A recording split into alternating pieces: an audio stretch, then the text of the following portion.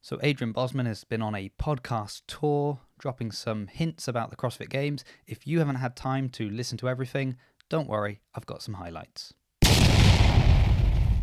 Welcome back to the channel. So today I wanted just to talk about a couple of appearances that Adrian Bozman has had on some different podcasts, talking about the games and things we can learn. And the more he speaks and the more we see Adrian's feelings about things, the less I think it's about him revealing some secret element to a games workout and more just looking at how he approaches things in general that can give us a few clues as to what we can expect at the coming CrossFit Games. So we're going to be speaking specifically about 3 different podcasts. We're going to see his chat with Sean and Tommy on Talking Elite Fitness, what he had to say to Chase Ingram on the CrossFit Games podcast, and his conversation with Peter on Coffee Pods and Wods.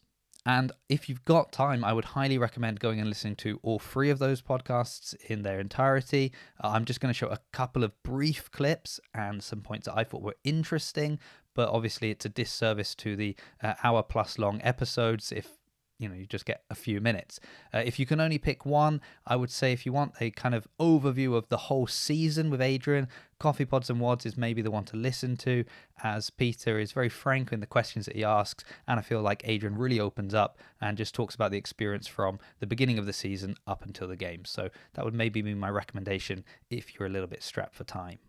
And before we jump into the first podcast, I would just say that I'm so close to hitting 1,000 subscribers, which is quite unbelievable, really. But thank you so much for everyone who has subscribed. If you haven't done so yet, or you're here for the first time, please click the subscribe button. You don't know how much that helps me out. But now let's jump into the first podcast, that is Talking Elite Fitness. It's Fitness with Friends, episode 94, obviously with Adrian Bozman. And the first clip that I wanted to show is really the idea of what is the test that we should expect at the CrossFit Games. Like the test still has to be what people know it is. It's got to be tough. It's got to have classic CrossFit elements. It's got to have some elements that are not classic CrossFit. And it's got to be the ultimate proving ground. I mean, that's the jam. So making sure that things don't get too far out of left field, making sure that we take a look at what we know this thing to be, and making sure that that's still honored is a big part of it. Hard to discuss specifically at this point, but yeah, I mean, it shouldn't be, if I'm doing my job right, at the end of the season, at the end of the games, people should be like, hey, that was really cool, and I can see the through line from 2007 to today. Mm-hmm. It should not be, oh, wow, Boz did the programming this year, and it was like way different than it ever was. That's not good if it's so far out that you can't see the attachment to where we've been in the past. So looking at this clip, we see we should expect classic CrossFit. Bozman is not claiming he's going to reinvent the wheel. In fact, we should expect a through line from the first CrossFit Games until now. And obviously the test has to look good, but also be effective. And it's very interesting to see what Adrian has to say about that. Cool stuff doesn't necessarily mean novelty for its own practice. And I'll give you a great example. One of my favorite events of all time at the games that was repeated, well, it's been repeated in a few ways now, is that sandbag sprint up the hill at the ranch. Mm-hmm, I mean, you look at that, it's nasty, it's brutal. Everybody at a glance is like, holy crap, that's steep. And wow, those guys are moving. You know what I mean? And then you do it and you're like, that was way worse than I thought it was going to be. And yeah, I mean, you guys are smiling about it, right? Like, it draws you in. But you look at that on paper and it's sandbag bottom of hill, finish top of hill. You know what I mean? Like nobody is excited by that when they see it written out. But then it comes together and you're like, God, what a race. So I think understanding that sometimes a little bit of minimalism is important because the race itself is so awesome. And the more elements that you add into something like that, that's just a straight gut check, the more you end up taking away from the race. You have to understand that in some events. And then on the other end of that, you have to weigh that with, hey man, we have some big fields of play. Sometimes you got to do more than just like a rinky-dink piece on the field to make it look totally awesome and get the scope of what these guys are capable of. So yeah, some big set pieces are necessary sometimes to bring the old razzle dazzle. Mm-hmm. But if that's what you're relying on, your test probably isn't that good. Yeah. So simple is effective. So I imagine we can expect some simple kind of grunt work workouts with a little bit of razzle dazzle thrown in for spectacle. And I should say, probably at this point, feel free to add in the comments any thoughts you have on what he means with these different things, or what you expect to see at the CrossFit Games, not just for this podcast, but through all the different clips I'm going to be playing. So we've got another clip where I think the idea here is don't just focus on the elite individuals. And it was explicitly for that reason that, again, I wanted to make sure that every division this year has an opportunity to do something that they haven't done in the past, to be challenged by some things that maybe they weren't expecting. And it's kind of the way it worked out. There are certain times, which should be a little bit unique this year, where the teams will get their hands on a piece of equipment before the individuals will. And so, kind of some fun stuff there. And they might use that piece of equipment in a slightly different way or whatever, but they get first crack at it. Interesting. So that's kind of fun too. Yeah. So it looks like every division is going to have their chance to play with some unique equipment. And who knows if there's announcements beforehand, or if it's actually something that's kind of kept secret until it's revealed. It may be that we see the piece of equipment appear first, if it hasn't yet been announced what it is, with masters or teams. So now let's jump over to the CrossFit Games podcast with Chase Ingram. And here we get a little bit deeper into the philosophy of CrossFit and Adrian's background. And as I said, I feel the more we know about Adrian, the more we know what we can expect to see at the games. How much do you use or lean on those experiences to influence and maybe guide how you program for the CrossFit Games? Oh, hugely. I mean, I think it's impossible not to, draw from your background, especially for me personally, because I've been so involved in CrossFit for so long. I'd like to think I have a pretty good hand on the pulse of not only what it is in the modern era, but where it's come from and the underpinnings around it. And that's from a philosophy, which I really do believe, Greg Glassman's original thrust was a philosophical one, and one that was really intent on cutting away the bloat and the chaff that had pervaded the fitness industry. And I think that in a lot of ways that is certainly creeping back in the modern era. Everybody's got so much access to information. It's funny. It's like I look at some of these Instagram influencers and different outlets online that are starting to gain traction. And I'm like, you guys are basically moving us back towards the Nautilus movement of the 60s. This is nothing new. This is just a return back to a cycle that has already come and gone. And so I really do think that philosophy of CrossFit is just as necessary today, even though it is more widespread. And even though if you look at it and you're immersed in it, it can seem mainstream. Anyway, all that to say, as far as programming the games, it's really important to me that the method of CrossFit is at the forefront. And what we do is mixed modalities. What we do is find people who are objectively the fittest. What we do is focus on the things that move the needle.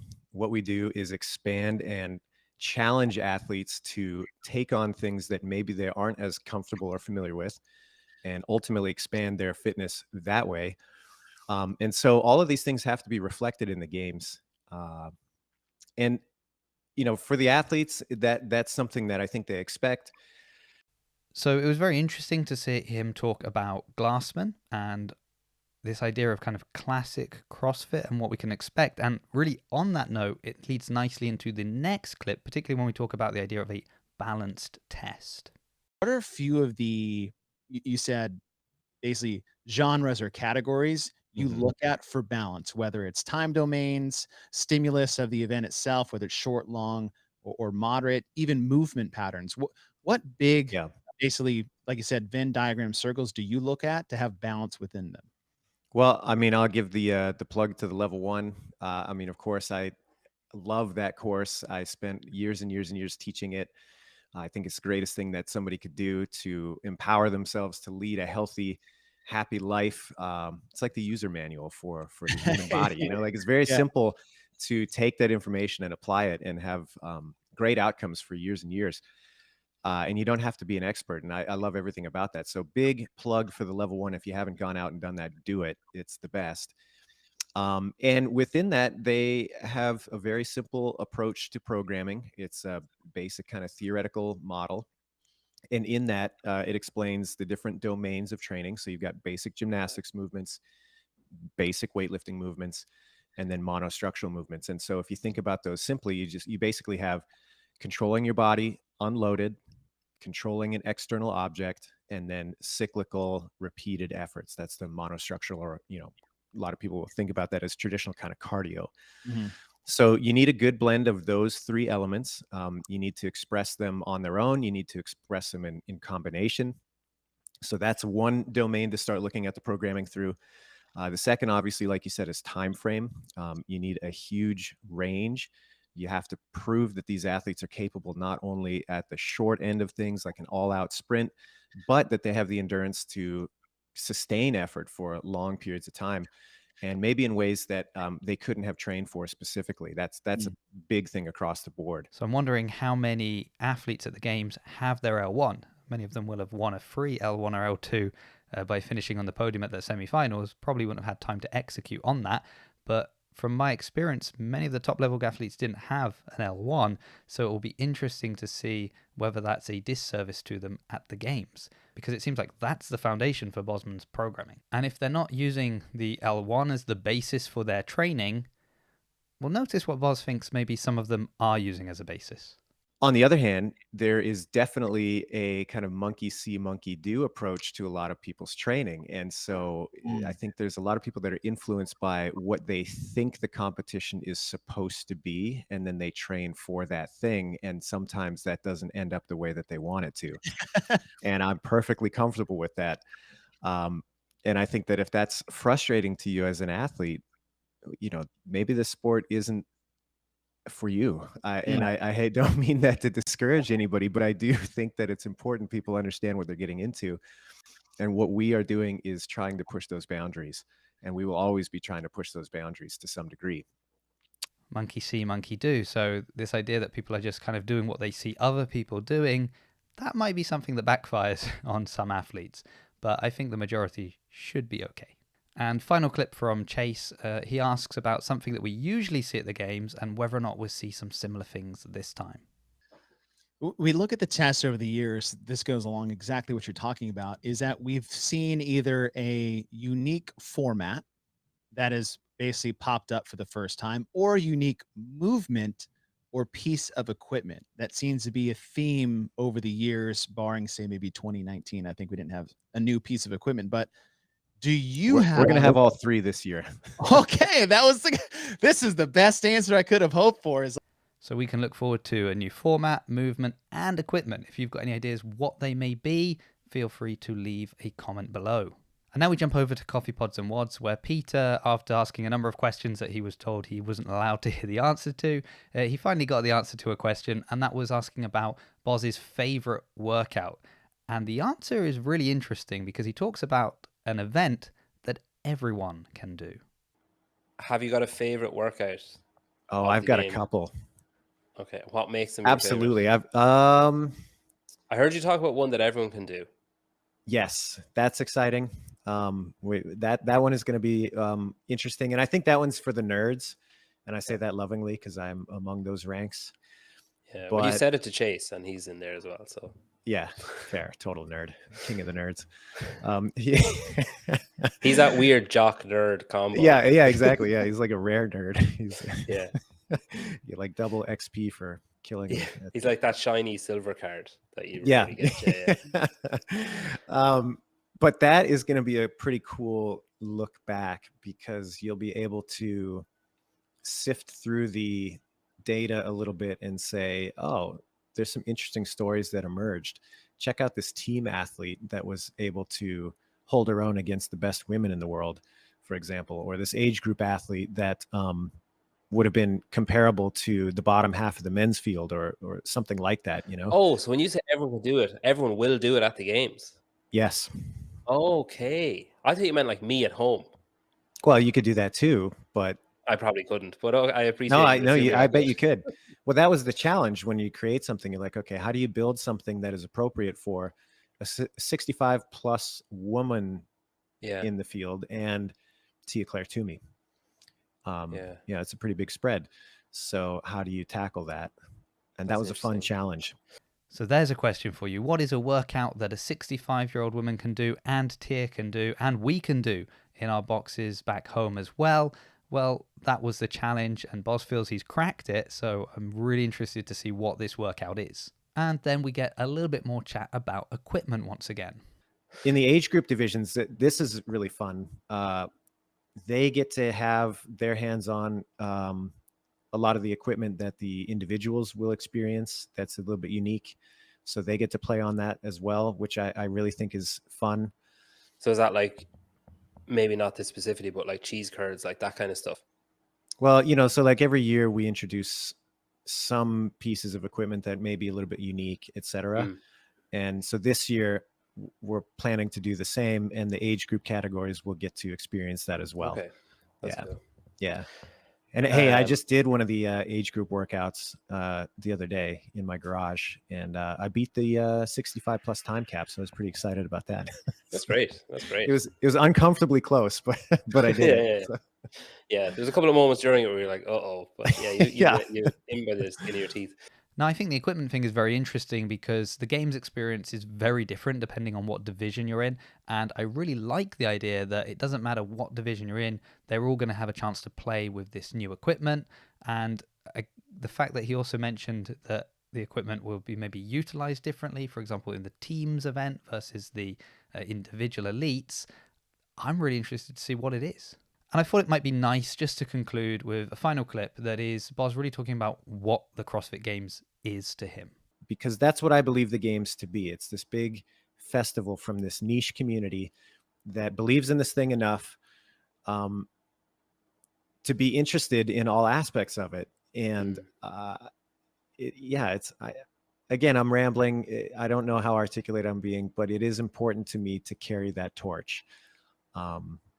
And obviously I'm going to do it in my own way. And obviously there's going to be some things that are going to be a little bit different because of that, but it's rooted in the tradition of what CrossFit is, and by extension, what the CrossFit Games are.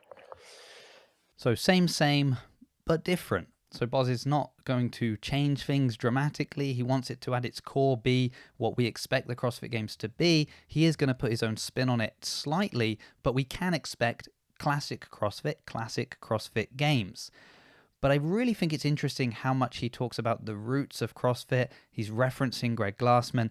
This is interesting because it can give us some insights into what might show up in the games, particularly with regards to new movements, things we haven't seen before. In fact, I know some people have been posting up about fitness in 100 words, and some movements that we haven't seen show up. Press to handstands, pirouettes, flips, these kind of things. So could we expect to see something like this show up in the CrossFit Games this year? Well, we won't have to wait very long to find out as the games are fast approaching. But in the meantime, why not go and check out these podcasts in full if you want to get a little bit more insight into what Boz had to say. Of course, I've only been able to share a few clips with you in this video. Well, thank you so much for watching. Please like the video, subscribe to the channel if you haven't already, and I will see you in a future video.